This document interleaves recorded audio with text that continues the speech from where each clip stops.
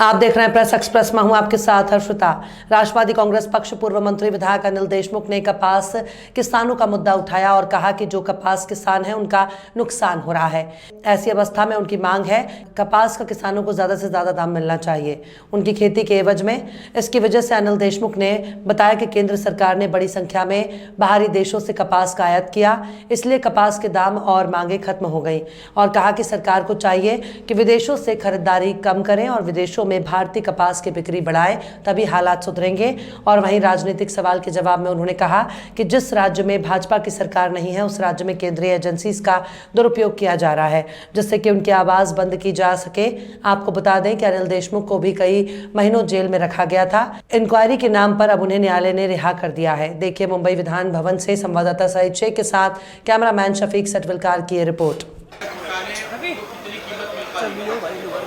ऐसे कि विदर्भ बोलो या मराठवाड़ा बोलो, जहाँ जहाँ कपास का उत्पादन होता है, कपास के भाव कम होने से बहुत ज़्यादा नुकसान किसानों को हुआ है। किसान बहुत तकलीफ में हैं। ऐसी हालत में किसान चाहता है कि उनकी जो कपास है उनको ज़्यादा से ज़्यादा भाव मिलना चाहिए। आज कपास के भाव एकदम कम हो गए। उसकी वजह भी है।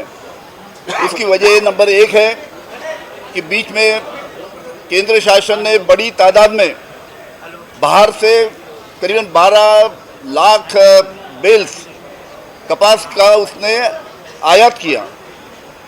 उसके कारण कपास के भाव गिर गए। उसी प्रकार करीबन 13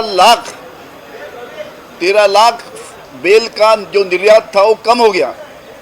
गए साल करीबन 45 लाख बेल का निर्यात हुआ था और इस साल सिर्फ 30 लाख बेल का निर्यात बाहर में हुआ है। तो जिस प्रकार से बड़ी तादाद में कपास का आयात महाराष्ट्र में हुआ या भारत में हुआ, उसी प्रकार बड़ी तादाद में निर्यात बढ़ना चाहिए। उस प्रकार का धोरण शासन ने लिया नहीं। उसके वजह से कपास के दाम गिर गए हैं। किसान बहुत तकलीफ में है। करके हमारी दरखास्त सरकार से रहेंगी कि बड़ी तादाद में कपास का निर्यात प्रदेश में होना चाहिए और आयात के ऊपर रोक लगाना चाहिए।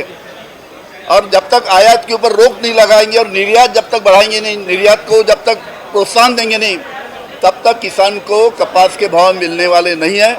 करके इस प्रकार का धोरण केंद्र शासन ने जल्द से जल्द लेना चाहिए ताकि बड़ी तादाद में जो किसान आत्महत्या कर रहे कपास की वजह से, उसको रोकने के लिए और कपास के भाव बढ़ाने के लिए इस प्रकार का निर्णय जल्द से जल्द केंद्र शासन ने लेना चाहिए।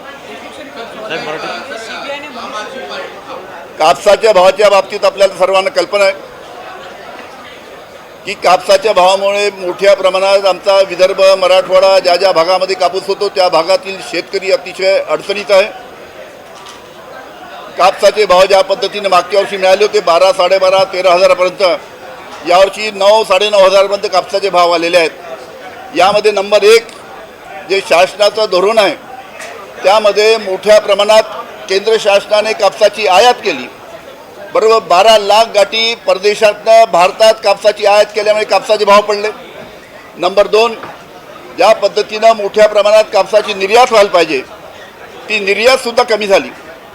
मागच्या वर्षी जवळजवळ 43 लाख गाठी कापसाची निर्यात झाली होती परदेशात, पण यावर्षी फक्त 30 लाख गाठी कापसाची निर्यात झाली, म्हणजे 13 लाख गाठी कापसाची निर्यात कमी झाली। त्याच्यामुळे या दोन्ही कारणामुळे कापसाचे भाव त्या निमित्तानं पडलेले आहे। त्याच्यामुळे शासनाने लवकरात लवकर निर्णय घेऊन या पद्धतीचं धोरण जाहीर करावं जेणेकरून कापूस उत्पादक जो शेतकरी आहे त्या कापूस उत्पादक शेतकऱ्यांना चांगले भाव मिळतील आणि महाराष्ट्रातील शेतकरी अडचणीतून बाहेर निघेल, अशा पद्धतीचा निर्णय शासनाने घेण्याची आवश्यकता है। प्याज उत्पादक किसानों की जो समस्या है उसके पीछे क्या वजह है? उन्हें भाव नहीं मिल रहा है। मैं बताया ना कि कपास के बारे में जिस प्रकार से आयात को रोकना था, आयात को रोक नहीं पाई। आयात कम कर दिया, 11% आयात करता उसको रद्द कर दिया। निर्यात होना चाहिए, निर्यात का धोरण नहीं है इस्तेमाल में ला रहे करके इसके बारे में निर्णय होना चाहिए। उसके सिवा कपास के भाव बढ़ेगी नहीं और जो किसान तकलीफ में है उसकी तकलीफ दूर होंगी नहीं। प्याज को कांदा को लेकर कांदा सीबीआई जिस तरह से दिल्ली के उप मुख्यमंत्री मनीष सिसोदिया को गिरफ्तार किया, इसमें घटना को हालांकि लगातार एजेंसी का दुरुपयोग किया जा रहा है। आपको पता है वो चाहे महाराष्ट्र रहे या वेस्ट बंगाल रहे या दिल्ली में आप पार्टी रहे या राजस्थान में, जिस राज्य में भारतीय जनता पार्टी की सरकार नहीं है उस राज्य में सेंट्रल एजेंसी के द्वारा उसका दुरुपयोग किया जा रहा है, ये सभी लोग जानते हैं। जो विरोधक है उनकी आवाज़ बंद करने के लिए इस प्रकार का एजेंसी का इस्तेमाल हो रहा है, ये बड़ी दुख की बात है।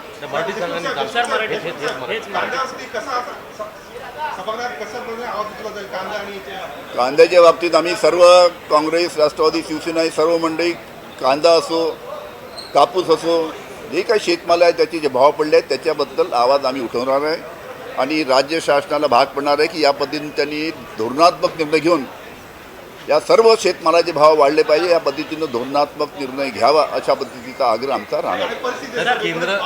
केंद्रीय यंत्रणांचा वापर केला जातो त्याच्या राज्यात भाजप सरकारमध्ये